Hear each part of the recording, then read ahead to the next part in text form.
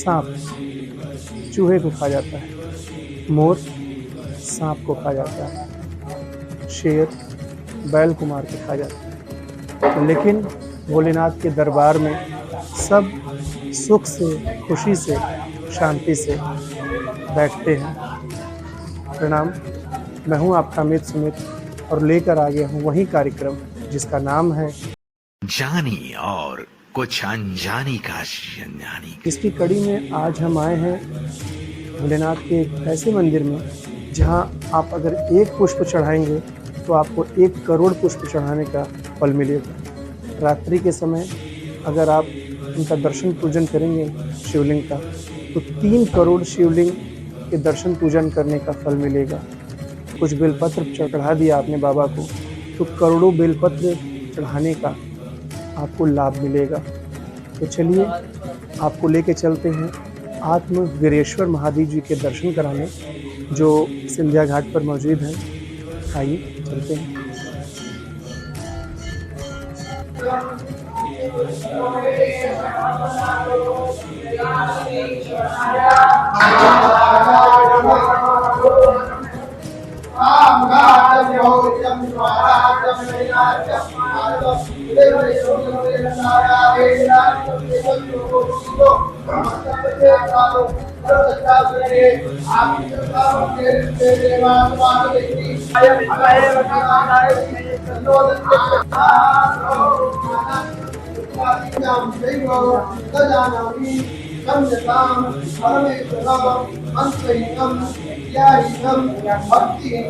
स्वामी विवेकानंद जी, उनका मुंडन भी यहाँ हुआ और जब उनके माता पिता संतान प्राप्ति के लिए परेशान थे और मन्नत मांगी, बाबा की आराधना की, तो स्वामी विवेकानंद जी का जन्म हुआ।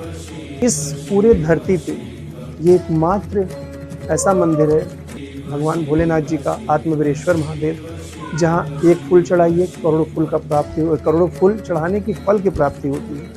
1 बार दंडवत आप प्रणाम कर लें, 8 बार प्रणाम कर लें तो 8 करोड़ बार दंडवत फल करने की प्राप्ति होती है। ऐसा इस धरती पे कोई मंदिर नहीं है।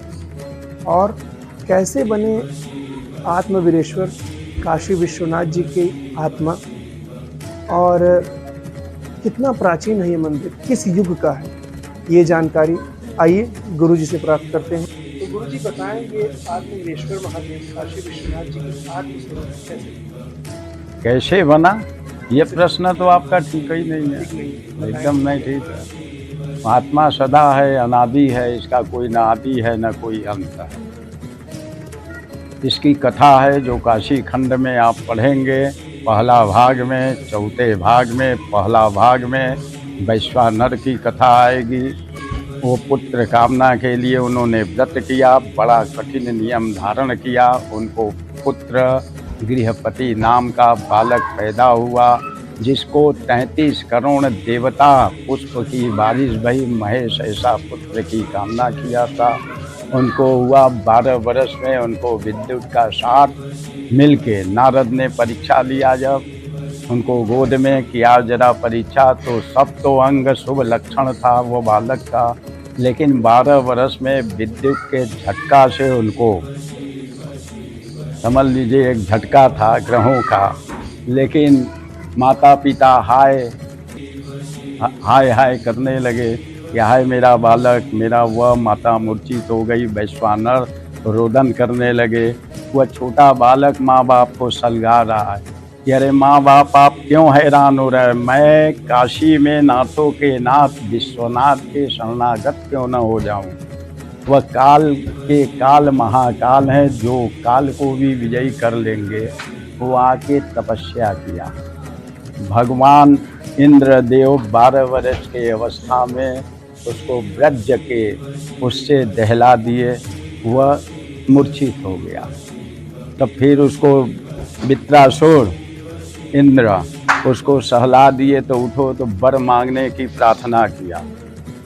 इंद्रदेव बोले वर मांगो, जो तुम्हारी अगर कामना है तो हम वर देना चाहते हैं। वह बालक बोल रहा है कि नहीं नहीं, हमें देवता से कोई वर नहीं लेना।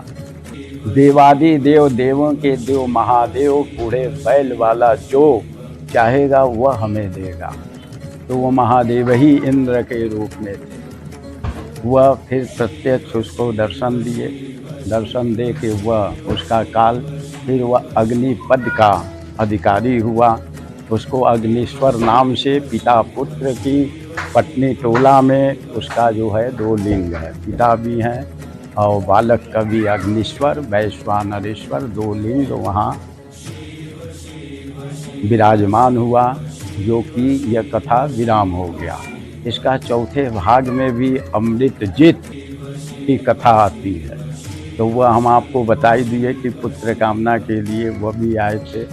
विश्वभुजा की गौरी की उन्होंने मनोरथ तृतीया व्रत किया।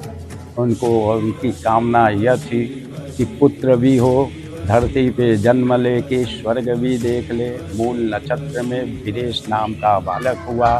माता गौरी भक्त थी, पिता विष्णु भक्त था और वह पुत्र के लिए काशी में आए। मनोरथ तृतीया व्रत किया उन्होंने। 11 महीना वीरेश नाम का बालक उत्पन्न हुआ और शिव महेश ऐसा पुत्र हुआ। कामना भी थी, उसने ध्यान लगाया, वीरेश ध्यान लगाया, वह शिव भक्त हो गया। स्वर्ग भी गया, लेकिन उसकी वहाँ जगह नहीं थी। फिर धरती पे माता के चरण में माता पिता चले गए और उसकी चाहत नहीं है, वही नाम पड़ा आत्मा वीरेश्वर। तो गुरुजी, ये मतलब सिर्फ काशी विश्वनाथ जी की नहीं, कहा जाए तो ये धरती पर, अरे हमने आपको बताया ना, आत्मा ही नित्य है। निर्गुण कहिए, चाहे काशी कहिए, चाहे विश्वनाथ कहिए, चाहे अद्वैत कहिए, वही सब है आत्मा। आत्मा सदा है, आत्मा निरंतर है, आत्मा कभी मरता नहीं। आत्मा को कभी न भूख है, न प्यास है, न कुछ है। वह मग्न परमानंद में निर्गुण अद्वैत ब्रह्म ही आत्मा है। गुरु जी, किस युग का मंदिर है आपके पास? कोई युग नहीं, युग युगांतर के पहले है ये। इसका युग से कोई मतलब नहीं है। काशी अनादि है ना। अब इसका विस्तार अगर पढ़ेंगे तो काशी खंड का शुरुआत पढ़ेंगे तो समझ में आएगा। स्थावर जंगम में कुछ नहीं था। कुछ न रहने के बाद जल की क्रिया की व्यवस्था करने के लिए ईशान नाम का गढ़ ज्ञानवापी के नज़दीक खुदा तो ज्ञानोदक कूप का निर्माण हुआ। फिर जल की क्रिया भई, ऐसे ऐसे वन था, वन को काटा भगवान ने, लिंगों का जो है प्राकट्य किया, ऐसे करके सब विस्तार हुआ है। यह तो महादेव का शरीर है, निवास है, प्राण है, प्रतिज्ञा है, भूमि है, सब महादेव का है। तो ये भाव विभोर करने वाली जानकारी दी हमें राजू गुरु जी ने। अब चलने से पहले फिर आत्मवीरेश्वर प्रभु जी के दर्शन कराते हैं आपको और चलते हैं। खुश रहिए आप सदैव। ओम नमः पार्वती पते, हर हर महादेव।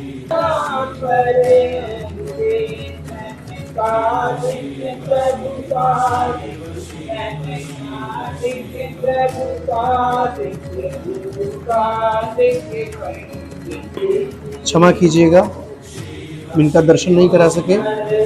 ये आत्मवीरेश्वर महादेव जी की ठीक बगल में है